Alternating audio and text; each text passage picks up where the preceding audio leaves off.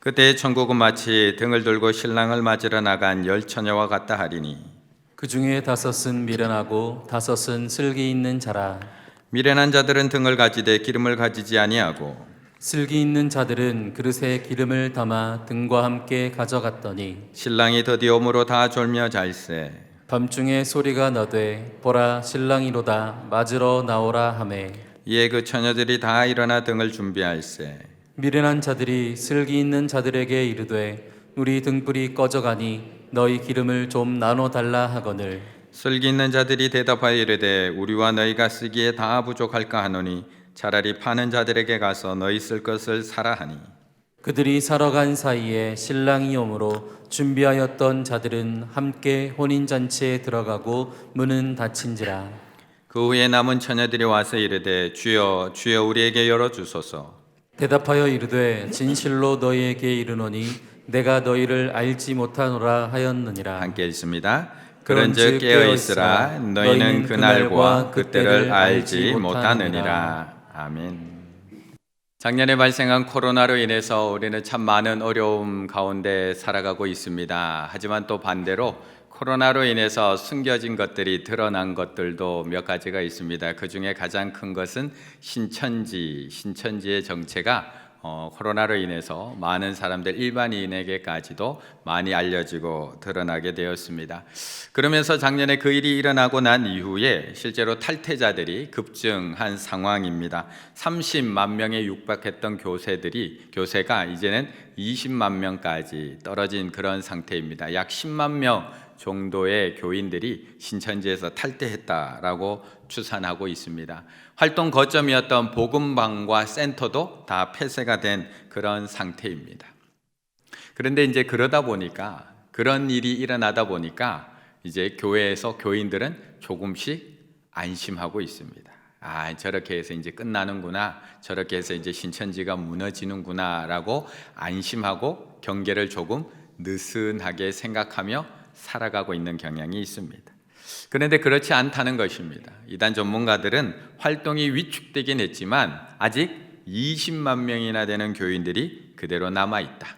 그리고 지난 1월과 2월에 우리 이만희 교주와 신천지 간부들의 재판 결과, 1심 결과가 나왔는데 감염병 예방법 1심 무죄 판결이 나왔습니다. 그 무죄 판결 이후에 신천지에서는 다시 활동이 재개되고 있다라고 이야기를 합니다. 또한 그 집단 감염 이후에 그 걸렸던 신천지 교인들이 혈장 치료제 개발에 자신들의 혈장을 집단으로 기증을 하면서 우리가 이렇게 하고 있습니다라는 이미지 쇄신도 같이 꾀하고 있다라고 보도를 하고 있습니다. 그래서 계속 조심하셔야 됩니다. 주의하셔야 됩니다. 아직 끝난 게 아닙니다 라고 이야기를 합니다. 그런데 우리가 이렇게 신천지, 물론 요즘은 조금 잠잠해졌지만 그래도 어떻게 잘 구별할 수 있을까요? 우리가 미혹당하고 유혹당해서 이미 6개월의 그 복음방 훈련 다 끝나고 알아봤자 그 뒤에 6개월째 이만희 이름 들어봤자 우리가 나오지를 못하는데 그 전에 쉽게 알 수 있는 방법이 무엇이 있을까? 그 사람들이 접근할 때 알 수 있는 방법, 쉬운 방법 없을까? 어떤 것이 있을까? 전도 못 넣으면 돈 내야 돼요? 길거리에서 신천지 신도를 알아볼 수 있는 그런 말해도 되나? 이거를 보여줍니다. 가슴팍에. 혹시 신천지 구별법이란 썰이 온라인에서 도는데 신천지에 대해서 한번 좀 더 들어보는 시간을 한번 가져볼게요. 신천지는 사진 찍을 때 V를 이렇게 한다. 하나, 둘, 셋. 맞아요, 이게? 네, 맞습니다. L이라기보다는 V인데요. 그 신천지 교주 이만희 교주가 늘 손가락 V를 이렇게 합니다. 요게 아니라 이렇게 했을 때 신천지다. 신천지 사람들이랑 같이 있을 때 가끔 이렇게 하는 경우가 있는데 저절로 이렇게 나와요. 신천지는 수요일, 일요일마다 흰색 상의에 까만색 바지, 모나미 룩을 입는다. 모나미 룩을 굉장히 선호하고 그게 신천지에서 유행하긴 하지만 무조건 그렇게 입는 건 아니에요. 저희 집안 철저하게 입었어요. 철저하게 네. 무조건? 네, 무조건 이제 예복을 갖춰 입지 않으면은 본당에 들어가지도 못하고. 신천지는 신도들 간에 카톡 말고 텔레그램을 쓴다. 세세하게 그 텔레그램 방에 다 공유됩니다. 신천지는 심리 테스트를 이용해 접근한다. 신천지 신도들은 서로 이렇게 알아보나요? 신천지 신도가 걸어가고 있는데 네네. 신천지인이 신천지인을 전도를 시도한다거나 어떤 뭐 설문을 시도할 수 있는 경우도 많이 벌어지죠. 그럼 어떻게 대답해요? 그러면은 이거를 보여줍니다. 가슴팍에 이렇게 손가락을 보여주면은 서로 이걸 표시를 하고 지나가는 거죠. 혹시 무슨 색깔 좋아하세요? 라고 하거든요. 이제 신천지는 12지파마다 색깔이 있어요. 무슨 색깔을 좋아하세요? 했다가 이제 누가 초록색 좋아하면 거긴 요한지파 사람. 보통 지방에 살면 지방 언어가 있잖아요. 네. 신천지는 신천지들만 쓰는 용어들이 있어요. 어떤 게 있을까요? 뭐냐면 배도 멸망 구원 이런 용어. 네. 이런 열매 것- 잎사귀도 포함이에요? 그렇죠. 이제 그렇게 사용하는 그런 용어들을 누구든지 알고 있으면 누가 와서 대화 나누는 중에 저런 용어를 쓰네? 그럼 거기서부터 의심이 되는 거죠. 어쨌든 이런 분별법을 통해서 잘 인지해서 그들에게 미혹당하지 않고 좋게 살아갔으면 좋겠어요. 사진 찍을 때 조심하셔야 될 것 같습니다. 물론 이걸로 다 구별해낼 수는 없습니다. 몇몇 분들은 자칫 그냥 모르고 이렇게 표시했다가 오해받는 해프닝들도 몇 번 벌어지기도 했습니다. 하지만 주요 특징들을 우리가 조금 알고 있다면 우리를 유혹하기 위해 접근하는 신천지 사람들을 조금 쉽게 구별해낼 수 있고 조금 더 조심할 수 있는 것 같습니다. 이처럼 교묘하게 접근하는 사람들도 나름 특징들을 가지고 있습니다. 몰래 접근하는 사람, 은밀한 사람들도 몇 가지 특징들 연구해 보면 몇 가지 특징들을 가지고 구별해낼 수 있습니다. 그런데 정말 구별하기 어려운 게 있습니다. 이렇게 신천지도 구별할 수 있는 구별법이 있는데 정말 구별하기 힘든 것, 알아내기 힘든 게 있습니다. 그건 바로 우리 안의 신앙의 모습입니다. 우리 안의 신앙의 모습. 이게 참 구별하기 어렵습니다. 3절과 4절 말씀 함께 읽겠습니다. 3절 4절. 미련한 자들은 등을 가지되 기름을 가지지 아니하고 슬기 있는 자들은 그릇에 기름을 담아 등과 함께 가져갔더니. 아멘. 사실 타 종교는 구별이 아니라 구분입니다. 구별할 필요가 없습니다. 불교, 천주교, 기독교 이건 구별이 아니고요. 이미 구분되어 있는 구분입니다. 그런데 이단의 경우는 우리와 비슷한 모습을 가지고 있기 때문에 구별하기 위해서 우리가 아까처럼 특징들을 공부하기도 하고 연구하기도 하고 이단 경계 주관을 가지기도 합니다. 그런데 그렇게 연구하면 이렇게 특징들이 나오는데 그런데 우리 안의 신앙의 모습들은 어떤 신앙인지 구별하기가 너무나 힘이 듭니다. 사실 그냥 보기에는 다 신앙 좋아 보입니다. 저도 꽤 괜찮아 보이는 목회자이고 여기 앉아있는 우리 성도님들도 꽤 신앙 좋아 보이는 신앙인 우리 충일교회 교인들입니다. 모두가 신앙생활 잘하고 있는 것 같고요. 모두가 천국을 잘 준비하고 계시는 것 같습니다. 그런데 공교롭게도 예수님께서는 마태복음 7장 21절 나더러 주여 주여 하는 자마다 다 천국에 들어갈 것이 아니요 다만 하늘에 계신 내 아버지의 뜻대로 행하는 자라야 들어가리라고 말씀하셨습니다. 예수님이 이 땅에 오셨을 때 예수님께 주여 주여 하고 따라다닌 사람은 12제자만 있었던 것이 아닙니다. 수많은 무리들이 예수님을 주여 주여 하고 따라다녔습니다. 갈릴리 바다를 건너가실 때 배를 타고 건너가실 때 때로는 무리들이 더 빠른 속도로 달려가서 예수님께서 내리실 곳에 미리 가서 주여 주여 하고 예수님을 맞이하기도 했습니다. 수많은 병자들은 밤을 새워서 찾아와서 예수님이 묵는 집 앞에 줄을 서서 주여 주여 하고 기다리기도 했고요. 수많은 사람들이 밤낮 예수님을 따라다니며 주여 주여 고백하며 내가 예수님을 따르겠노라 고백하기도 하고 따르기도 했습니다. 하지만 그들이 모두 하나님 나라를 허락받은 것은 아닙니다. 오늘 본문에도 겉모습은 똑같은 사람 두 부류가 등장을 하고 있습니다. 우리는 이 이야기를 너무 오랫동안 들어왔고 이 결과에 대해서 이 내용에 대해서 너무 잘 알고 있기 때문에 누가 미련한 처녀인지 누가 슬기 있는 처녀인지를 딱 성경 안 봐도 다 알고 있고 짐작하고 있습니다. 하지만 사전 지식 없이 오늘 본문 안으로 들어가 보게 되면 구별할 수가 없습니다. 밖으로 드러난 모습이 똑같거든요. 밖으로 드러난 모습이 똑같거든요. 3절과 4절에서 뭐라고 얘기하느냐? 두 여인들 모두 다 등을 가지고 있습니다. 똑같습니다. 등만 가지고 있느냐? 이어지는 5절에 뭐라고 얘기하느냐? 신랑이 더디 오므로 다 졸며 잘세. 다 졸며 잘세. 5명만 졸고 5명이 안 졸았으면 구분이 됩니다. 우리가 생각하는 것처럼 미련한 처녀들만 잠들고 슬기 있는 처녀들은 잠 안 들었으면 저 사람들이 슬기 있구나 구별할 수 있습니다. 그런데 더디 오니까 다 졸며 잡니다. 지금 히터 좀 켜놓으니까 다 졸며 자는 거하고 똑같이 다 졸며 잡니다. 그렇게 졸고 자고 있는데 신랑이 왔다는 소리가 들립니다. 그러자 똑같이 7절 이에 그 처녀들이 다 일어나 등을 준비할세. 다 일어납니다. 5명은 앉아있고 5명만 일어나도 구분이 될 텐데 예수님이 오셨다는 소리를 들었는데 다 똑같이 일어나고 있습니다. 다 손에는 등을 들고 있습니다. 다 자다 일어났습니다. 무엇으로 구별하실 수 있겠습니까? 누가 미련한 자들이고 누가 슬기 있는 자들입니까? 우리는 내용을 알고 있기 때문에 구분하지만 구분할 수 없습니다. 지금 우리의 모습과 똑같습니다. 우리도 아침에 주일날 하나님 앞에 나오면서 다 깨끗한 옷을 입고 잘 단장하고 이렇게 하나님 앞에 나와 있습니다. 그냥 나올 수 없으니 다 성경책 한 권씩 손에 들고 가방에 넣고 들고 왔습니다. 하나님 앞에 드릴 헌금 잘 준비했고요. 환한 얼굴 웃으면서 우리 성도들을 서로 마주보며 인사하며 주의 전으로 들어왔습니다. 그리고 우리는 하나님 앞에 앉아서 주여 주여 예배드리고 있습니다. 과연 여기서는 누가 미련한 자들이고 누가 슬기 있는 자들일까요? 구분하실 수 있으신가요? 우리가 설교 가운데 유머처럼 몇 번 들었던 그런 이야기 예화가 있습니다. 그 예화가 뭐냐면 내가 천국에 가면 3가지 놀라운 일을 발견한다라는 이야기 많이 들어보셨죠? 사실 이 이야기는 유머가 아니라 어메이징 그레이스, 시온성과 같은 교회, 빛나고 높은 보좌와 같은 찬양의 가사를 지었던 존 뉴턴이 죽으면서 했던 이야기. 존 뉴턴이 82세의 나이로 1807년에 세상을 마치면서 했던 이야기가 기록된 이야기입니다. 존 뉴턴의 사안집에 보게 되면 이렇게 적어놓고 있습니다. 내가 천국에 가면 3가지 놀라운 일을 발견할 것입니다.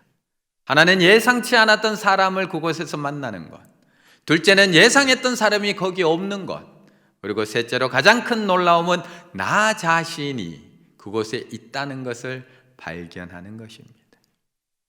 사실 이 이야기는 존 뉴턴이 이 이야기를 했던 것은 앞에 2 부류에 대해서 놀란 것을 이야기한 것이 아니라 내가 천국에 있구나, 내가 천국에 있구나 라는 것을 놀라며 감격하고 있다는 것에 대해서 이야기하고 있는 겁니다. 나 같은 사람도 천국에 들어갈 수 있었구나, 나 같은 사람도 신랑 되신 주님과 함께 혼인잔치에 참여할 수 있구나, 나 같은 사람도 주님 오실 날을 깨어 기다렸더니 이렇게 천국에 들어올 수 있구나, 그것을 고백하고 있는 이야기가 저 이야기입니다.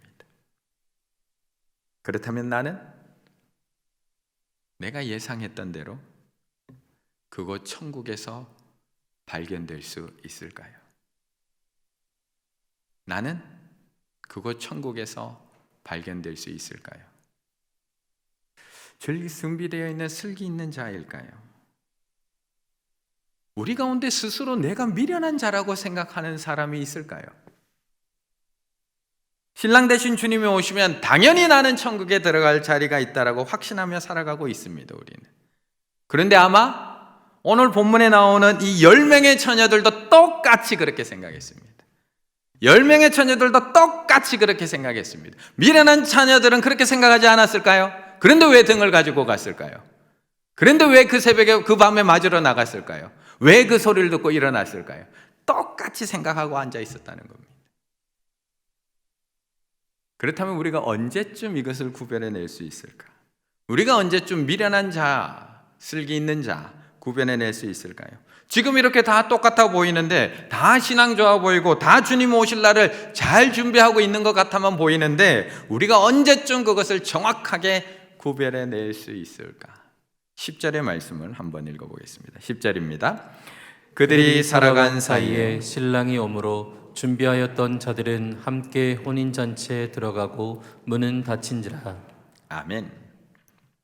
사실 이 세상을 살다 보면 진짜와 가짜들이 참 많습니다. 금도, 옷도, 가방도, 꿀도, 요즘에는 알몸으로 김치 담근 그 중국산과 한국산도 구분하기 힘든 가짜들이 너무 많습니다.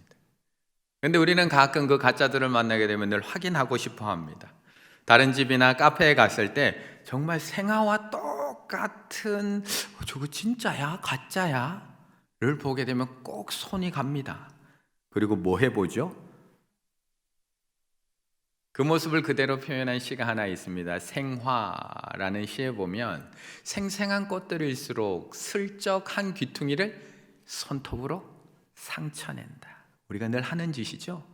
피 흘리는 지 본다. 가짜를 사랑하긴 싫다. 어디든 손톱을 대본다. 햇빛들 목련꽃만큼씩 떨어지는 날 당신이 손톱 10개, 똑똑 발톱 10개 맞아 깎아준다. 가끔씩 입속혀로 거친 발톱결 적셔주면서 신에게 사과했다. 가짜인 줄 알고 긁어봤는데 피가 나서 그게 미안해서 신에게 사과했다. 이처럼 가짜를 구별하는 방법, 조금은 미안하지만 가짜를 구별하는 방법이 있습니다. 그런데 우리의 신앙 구별해내기가 쉽지가 않습니다. 우리는 너무 쉽게 판단하고 이야기를 하고 있지만 우리는 너무 쉽게 판단하고 쉽게 이야기하고 있지만 그 결과를 장담할 수는 없습니다.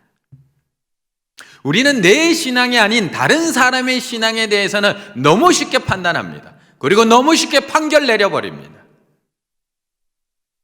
그런데 정작 내 신앙에 대해서 누가 이야기하면 발끈합니다. 내 신앙에 대해서 누가 얘기하면 화를 냅니다. 나에 대해서 뭘 안다고?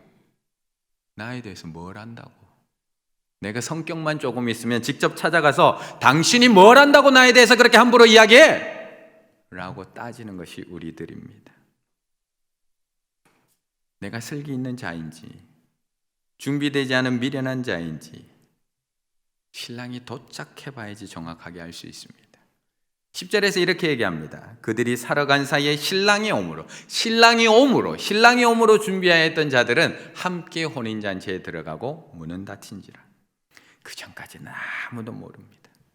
본인들조차도 자신이 준비되어 있지 않다라고는 조금도 생각하지 않고 살아가고 있습니다. 다 같이 등을 준비하고 있고요. 다 같이 맞이하러 나가고 있고요. 다 같이 졸았고요. 다 같이 일어났고요.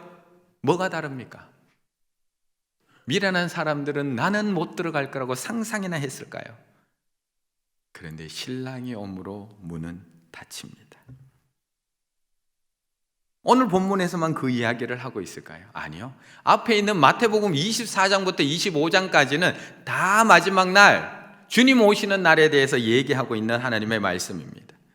그런데 그때 앞에서는 뭐라고 얘기하냐? 두 사람을 어떻게 구별하느냐고 얘기하느냐? 24장 40절 그때에 두 사람이 밭에 있음에 한 사람은 데려가고 한 사람은 버려둠을 당할 것이요.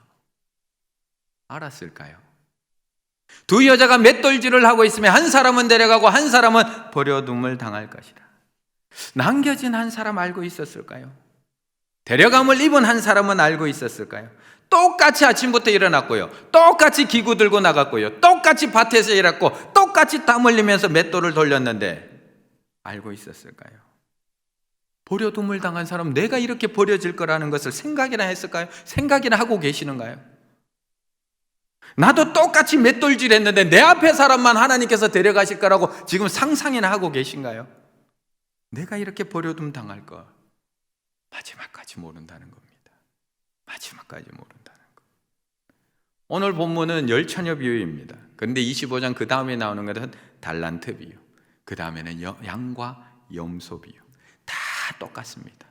마지막까지 모른다는 이야기를 하고 있는 겁니다. 그들도 마지막에 가서야 알고 있습니다. 10절 신랑이 오므로 문이 닫힙니다. 주인이 돌아와 그들과 결산할세. 달란트 비유도 주인이 돌아와 결산할 때 결과를 알게 됩니다. 양과 염소 천사와 함께 올 때에 양과 염소가 판가름 나게 됩니다. 끝까지 아무도 모릅니다. 그런데 우리는 이미 나는 구원받은 사람이야. 내가 천국에 못 들어가면 누가 들어갈 수 있어? 우리는 이미 확정해 놓고 그냥 마음 편하게 기다리고 있지만 정말 그럴까요? 그래도 저는 목사인데요. 정말 그럴까요? 나는 모태신앙인데요. 그래도 나는 사도신경 안 보고 암송할 수 있는데 그래도 주일 성수만큼은 안 빠지고 했는데, 그래도 교회 일만큼은 열심히 하고 등도 다 준비했는데, 그렇다면 맷돌 갈던 둘 중에 나를 데려가실까요? 밭에서 일하는 둘 중에 나를 데려가실까? 나는 정말 슬기 있는 처녀일까? 그런데 이렇게 질문하는 제자들에게 예수님은 뭐라고 계속해서 대답을 하시느냐? 그것이 13절, 오늘 마지막에 13절의 말씀입니다. 함께 있습니다. 그런즉 깨어있으라. 너희는 그날과 그때를 알지 못하느니라. 아멘. 24장 3절부터 25장 마지막까지는 계속해서 세상 끝날 하나님께서, 신랑 되신 하나님께서 오시는 날에 대한 말씀. 그런데 이 24장 3절이 어떻게 시작하느냐, 이 이야기가 처음에 어떻게 시작됐느냐 하면 24장 3절, 예수께서 감람산 위에 앉으셨을 때에 제자들이 질문을 던지는 겁니다. 제자들이 조용히 와서 이르되 우리에게 이르소서 예수님, 어느 때에 이런 일이 있겠습니까? 또 주께서 임하실 때 세상 끝에는 무슨 징조가 있겠습니까? 그러자 예수님께서 지금 징조와 그 이야기에 대해서 열처녀 비유, 달란트 비유, 양과 염소 비유로 계속 얘기해 주시는데 무슨 말씀을 계속해서 반복해 주시느냐? 마태복음 24장 42절, 그러므로 깨어 있으라. 43절, 알았더라면 깨어 있어. 25장 13절, 그런즉 깨어 있으라. 26장 38절, 나와 함께 깨어 있으라. 선택받은 12 제자들이거든요. 이미 부름받아 예수님을 따라가고 있는 예수님의 제자들인데, 그러므로 깨어 있으라. 그런즉 깨어 있으라. 나와 함께 깨어 있으라. 계속 깨어 있으라고 말씀을 합니다. 그런데 10처녀는 다 잠들어 있고요. 그런데 12 제자들도 다 잠들어 있고요. 설교 듣고 있는 우리들도 따뜻해서 다 잠들어 있고요. 그런데 오늘 예수님께서는 육신적인 잠, 이 설교 시간에 졸지 말고 깨어 있으라고 말씀하고 있는 것이 아니라 영적인 잠, 아무런 긴장감도 없이 나는 당연히 구원받을 것처럼 안일함에 빠져서 주님 오실 날이 언제인지 관심조차 가지고 살아가지 않는 우리들에게 하시는 말씀이라는 겁니다. 이미 부름받아서 예수님을 쫓아 따라가 살아가고 있는, 이미 선택받았다고 생각하는 12 제자를 향해 달랑 등만 준비해 놓고도 마치 모든 것이 다 준비되어 있는 듯이 여유롭게 살아가고 있는 우리들의 모습, 하루하루 살기 바쁘다는 이유로 주님 맞을 준비는 제대로 하지 않으면서도 마치 하나님을 위해서 바쁜 것처럼 착각하며 살아가고 있는 우리들을 향해서 안일함에 빠져 있지 말고 그런즉 깨어 있으라. 내가 교회 다니는 것만으로 하나님 나라가 준비되어 있다고 착각하지 말고 그런즉 깨어 있으라. 내가 신랑 맞이하는 들러리로 선택되었다는 것, 내가 10명 안에 들었다는 것, 그것만으로 안일함에 빠져 있지 말고, 나태함에 빠져 있지 말고, 그러므로 깨어 있으라. 이 말씀을 하고 계시는 겁니다. 주님은 나의 최고봉. 기독교 고전 중에 가장 많이 읽힌 책, 주님은 나의 최고봉이라는 책, 오스왈드 챔버스 목사님이 쓴 이 책에 보면 5월 2일의 묵상을 이렇게 기록해 놨습니다. 비록 더딜지라도 기다리라. 우리가 비전을 가지고 있다면 자신의 한계를 넘어 나아가게 된다. 영적 안일함에 빠져 있는 것은 잘못된 것입니다. 우리는 자신에게서 만족을 찾기를 원합니다. 이제 다 되었군. 충분하군. 나는 지금 온전하게 거룩해졌어. 나는 잘 인내할 수 있어. 그러나 영적 자만에 빠지는 순간, 우리는 멸망의 길에 서게 됩니다. 내가 이미 얻었다 함도 아니요 또한 온전히 이루었다 함도 아니라 체험한 것만 붙들고 있으면 우리에게 남은 것은 아무것도 없습니다. 하나님을 바라보므로 영감을 얻으십시오. 우리는 지금까지 경험한 것 이상의 것을 얻어야 합니다. 영적으로 느슨해지는 것을 주의하십시오.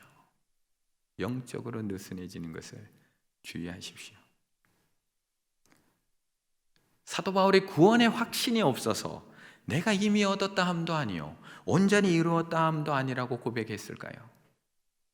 그 사람처럼 구원의 확신이 강한 사람이 없었을까? 어디 있었을까요?